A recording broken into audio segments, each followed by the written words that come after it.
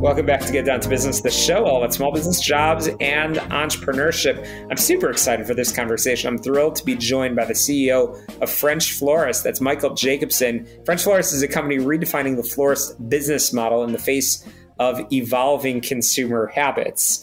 And we've been talking all about that today on the program. So I'm super excited to talk to Michael Jacobson and gain your expertise. Michael, welcome to the program. Super happy to be here. Thank you.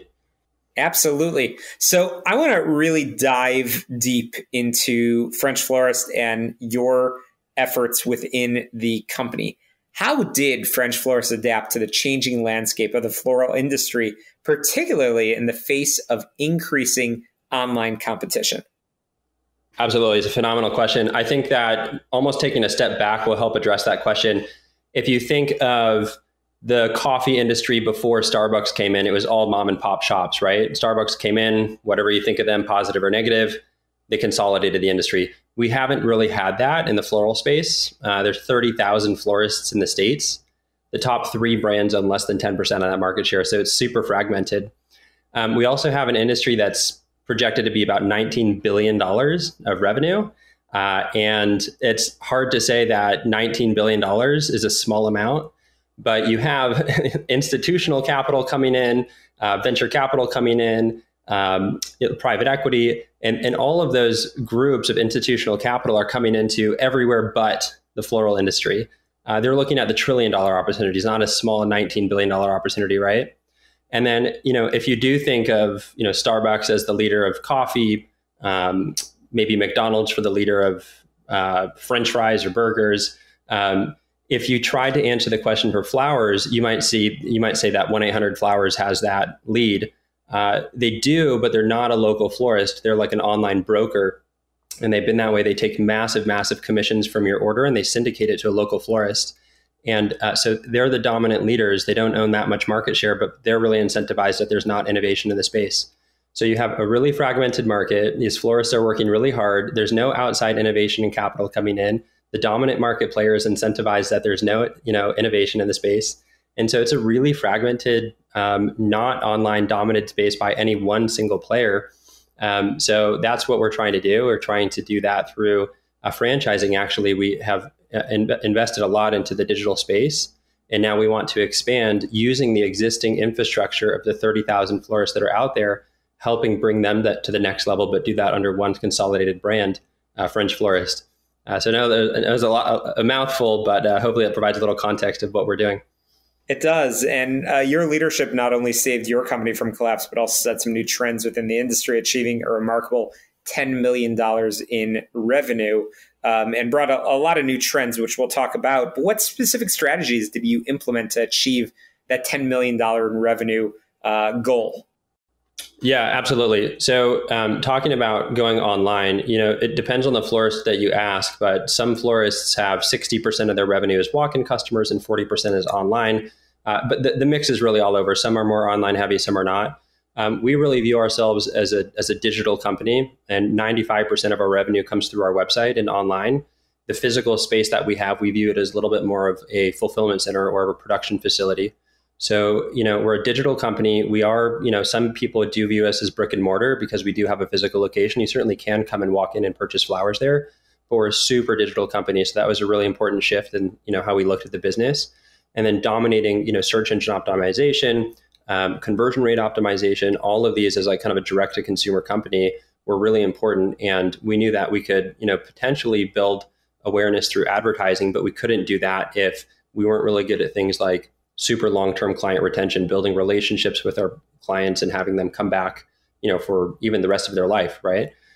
So there's not really any one magic secret sauce that allowed us to transform the business, but it was just investing in all of these things, including the technology that we built. There's very archaic technology in the space as well. So it's not just about customer acquisition and customer retention, but once that order comes in, what technology are you using to make the mundane automated and allow the designers and our customer service team to really focus on the thing that matters most, not the boring paperwork, but like providing an exceptional customer experience, right? So all of these things we've just like kind of relentlessly pursued. And again, not any one thing, but just everything that we've looked at, we've tried to kind of break it down, look at the existing processes, challenge them, rebuild them in a much better way. And just kind of doing that every single day in and out has gotten us to where we are. Absolutely. And in about a minute, we're going to have to cut to our break. But before that, I'm really curious. I mean, all of those investments, all the technology is super duper important, but you can never remain stagnant. How do you stay ahead of industry trends and consumer preferences?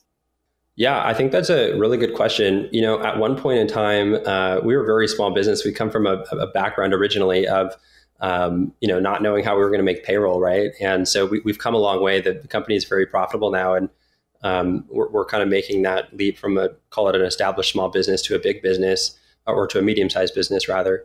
When we started having more, financial resources to hire folks, we're like, man, should we hire a chief innovation officer or some sexy sounding title like that? And instead of doing that, we've really made innovation a part of our core values of constant improvement in all of our processes, and made it a core responsibility in every single person in the organization. So our chief operating officer, our chief financial officer, all of our designers, our customer service, if they're not innovating as a part of their job, and it's like we live and breathe by those values, and we hire, promote, we fire around those values. If they're not innovative, they're probably not a good fit for our team. So yeah, that's been a really important part of, it's not any one person's responsibility to do it. It's everybody's collective responsibility, and it's just weaving that value into the DNA of the company through and through. Absolutely. We're chatting with the new face of franchising. That's Michael Jacobson, the CEO of French Florist, a company redefining the florist business model in the face of evolving consumer habits. We're going to continue our conversation when we come back on the show all about small business jobs and entrepreneurship in just a moment. Don't touch that dial.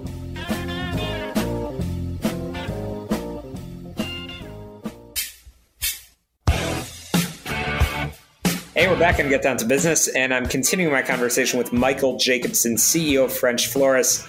And Michael, it's really exciting what you're doing, because you are truly setting the way for many entrepreneurs, including folks that didn't even know that they are entrepreneurs quite yet. You're giving them opportunities to start a business in the franchising model. Along with that, also, I think opening some other doors for established businesses. Tell us a little bit about that. Yeah, absolutely. So the traditional franchise model is good. There are good systems and bad systems, but the traditional model is where you have somebody maybe who's been working corporate for 20 or 30 years. They've always wanted to be their own boss.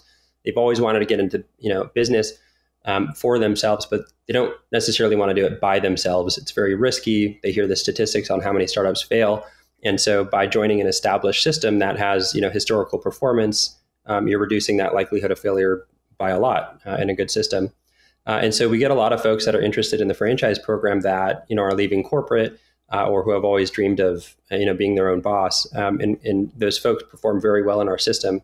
The other avenue that really opened up to us kind of by surprise was we had other florists coming and contacting us and saying, hey, we want to do 2 or 3 million in revenue, or, more than that. Like, can we join powers somehow? And we describe it as, we're really, really good at the boring stuff. We're good at the financial, the operations, the technology, supply chain, like all of that stuff. And they're really passionate about their creatives, right? They're really passionate. They love what they do. They love customer experience. And we found that's a really fruitful partnership. So we're beginning to partner with existing florists as well to help bring them to the next level. And in a moment, Michael, we're going to make sure our listeners can get in touch with you, because they are in for a treat if they get in touch and are willing to engage in that kind of conversation. But lastly, just before we end our conversation here and get down to business, you're a wealth of knowledge and information. What advice would you give to aspiring entrepreneurs who are looking to disrupt more traditional industries? What lessons would you share? Yeah, I think my mind goes to 2 different places. The first is one that I've always acted on and has always served me very well. And that is, you don't always have to do things yourself. There's a lot of people that are willing to provide advice. There's a lot of people that are willing to help, get their hands dirty and help. You just need to ask for it. And if you surround yourself with people that are smarter than you, like I wore the CFO hat for a long time. I'm probably a 6 out of 10 CFO. I'm a 0 out of 10 in some other aspects, and a 9 out of 10 in some others. But anytime that I can bring somebody in that's smarter than me. We just recently brought in a CFO who's, a 9 or a 10 out of 10, and he's doing a lot of heavy lifting with us. At any turn that we get, whether it's paid or for free, we're always seeking to have conversations with people who are smarter. That's awesome. The second one is one that I'm in the process of learning, and it might be interesting to share. And that actually is to give myself permission to make decisions and try things and to fail. It's good to lean into other experts and people who are smarter than you, but there is a little bit of intuition that goes with running and building a business, especially if you're really trying to challenge something that's the status quo. And so I always have a habit of getting so much information before I make a decision, and like leaning into other people and asking them what would they do. I mean, at the end of the day, like, you're the one that has to make the decision, and you have to give yourself permission to make that decision, and not even be so hard on yourself if you made the wrong choice. There isn't really a wrong choice. It's like you're one step closer now to finding something that did work. And that's been a great learning that I'm still working on every day. I love it. Well, Michael, how can we get in touch with you and learn more about French Florist? Yeah, absolutely. Our franchise website is frenchfloristfranchise.com. If you're interested in learning more about that, I will put my personal email out there. It's very, very hard. It's michael@frenchflorist.com. michael@frenchflorist.com. And so if you do want to email me, people have given so much to me, and any way that I can give back, whether you're, micro emerging or otherwise, anywhere where I can, hop on a call and be a sounding board for ideas. Always love to do that. Well, you're definitely paying it forward in this conversation. You've shared a lot of great advice. And that's a wrap for us this week on a show jam-packed, all about small business, jobs, and entrepreneurship. As always, you get in touch with me via my website, syklein.com. To success, let's get down to business. We'll see you next week.